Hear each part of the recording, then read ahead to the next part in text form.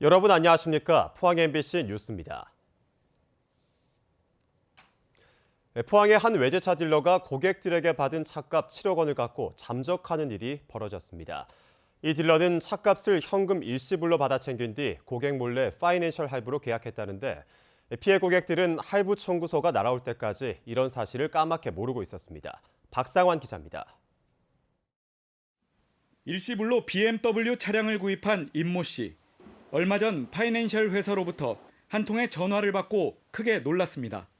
BMW 파이낸셜에서 연락이 왔더라고요. 그래서 저희 그 신랑 이름으로 5,900 할부가 잡혀 있는데 맞냐고 그러는 거예요. 저희는 하지 않았고 완납으로 다 했다. 지난 3월 같은 딜러에게서 더 비싼 모델을 구입했던 김모 씨.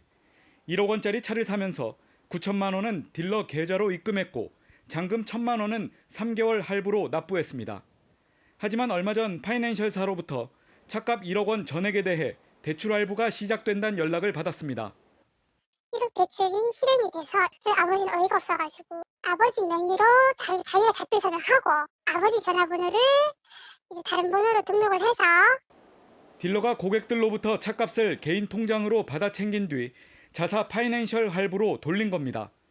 할부 계약 시 고객의 자필 서명과 본인 확인을 제대로 하지 않는다는 점을 노렸습니다. 지금까지 확인된 피해자만 8명, 피해액은 7억 원이 넘습니다. 피해자들은 해당 딜러를 경찰에 고소하고 BMW 본사와 파이낸셜을 상대로 손해배상을 청구할 계획입니다. MBC 뉴스 박상환입니다.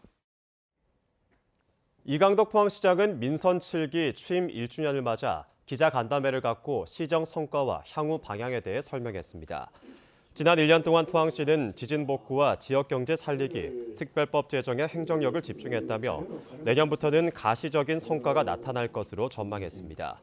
또 철강 산업의 경쟁력 약화와 고용 위기에 대비해 바이오 신약 개발과 차세대 배터리 산업 등 산업 구조 다변화를 통해 일자리 창출과 인구 정책에 최선을 다할 계획입니다.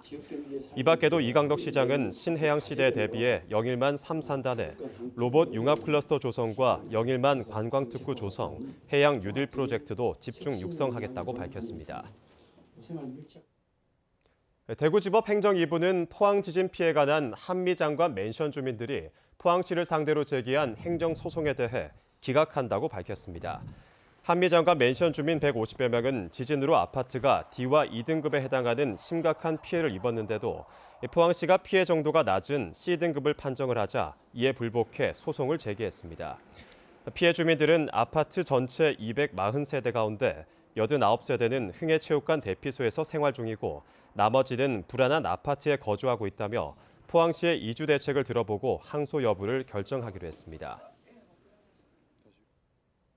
임시 이사 체제로 운영 중인 원석학원이 경주대학교 새 총장에 정진후 전 정의당 국회의원을 선임했습니다. 정진후 신임 총장은 전남 한평이 고향으로 14대 전국교직원 노동조합 위원장과 19대 국회에서 정의당으로 입성해 당 정책위 의장과 원내대표 등을 역임했습니다. 이상으로 포항 MBC 뉴스를 마칩니다. 여러분 고맙습니다.